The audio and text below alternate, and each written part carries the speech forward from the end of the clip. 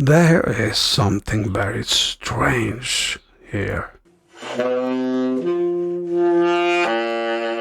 And that is the fact that we are somehow or other finding ourselves inside a body which appears to be us, but which is really just some kind of a machine.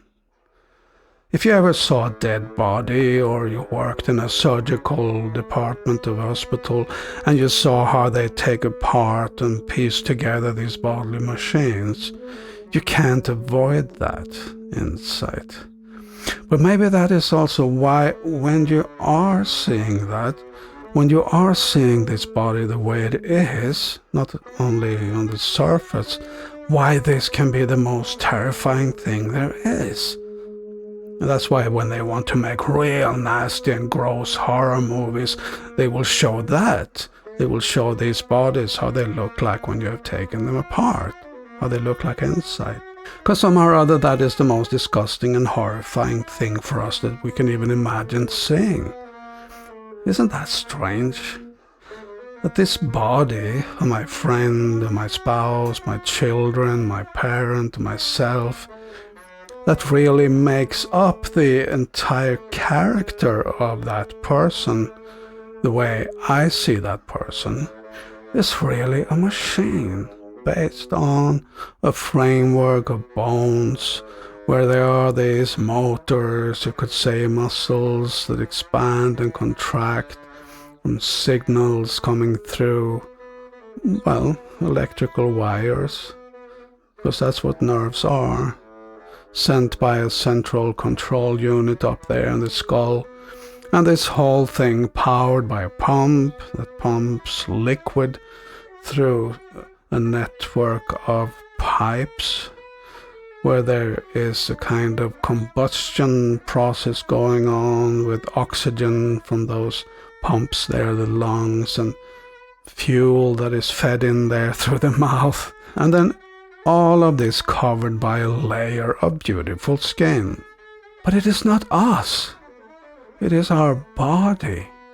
Just the very fact that we perceive ourselves as the possessor of this body, which we call our body, shows that.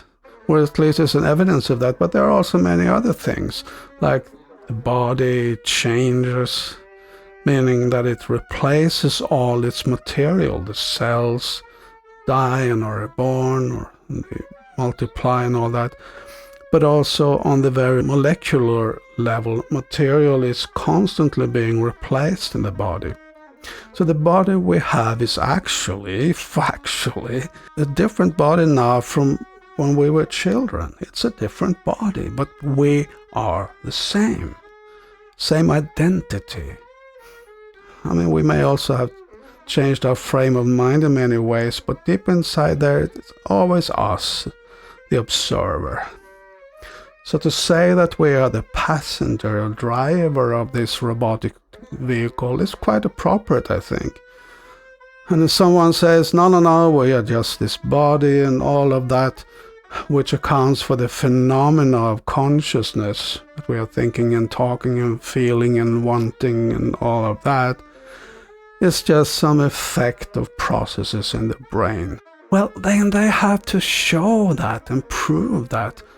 The burden of proof is on them, and until they have done that, proven without a doubt that it is even possible, then we have to presume that this mind and consciousness and all, well, the ones that we are here inside, who cannot be described by any material means, that we are existing beyond the material, or next to the material. And that we are here perceiving ourselves as being inside a body looking out, yes, very much in terms of being passengers, which is another clear indication and sign of that is that when the body dies, it just lies there, and then it is evidently just a puppet or robot, and we are not there anymore. And the evidence that we leave the body at the time of death and near-death experience and all that is so overwhelming. And if you can just come over that threshold of accepting that as a possibility, then all this strangeness of the position of this body in this world becomes quite obvious. But it's difficult for us to see that because we need this body to be us. We are acting as ourselves in this body, so it's a kind of illusion that has to be upheld. Otherwise, if we snap out of it, then it doesn't work really, life here, very well. And I guess that's what they mean in India when they use this word Maya, cosmic illusion that makes us think that we are something that we are actually not. I find this fascinating. To some it might be a scary thought, but actual reality is not scary. It's happy. It's bright.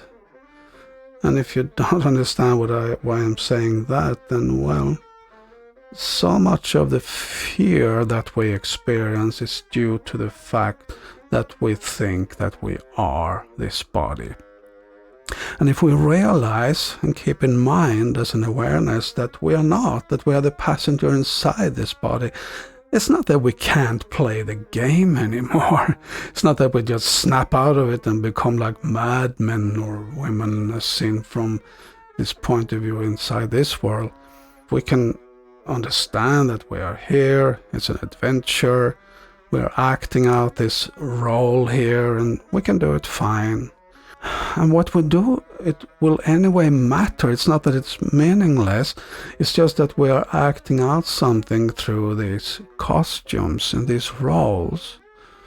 But what is important is still how we are acting towards each other. So the fear will disappear when we realize that, well, I will continue existing after this life, after even when this body is getting old and ugly or fat or thin, or it's not what I would prefer, then it's not me anyway. It's my karma, so to speak. So that's actually why I think people in India, for instance, in their culture, they're often jolly about life. They don't take it so heavily. They're not so neurotic about things. They're more matter-of-fact based when it comes to life. And are, I think, anchored in a bigger, larger, greater reality where this fear and gloom that we find here sometimes doesn't exist. Because that is just part of an ignorance, an unawareness, a dreamy sleep that we might sometimes slip into here.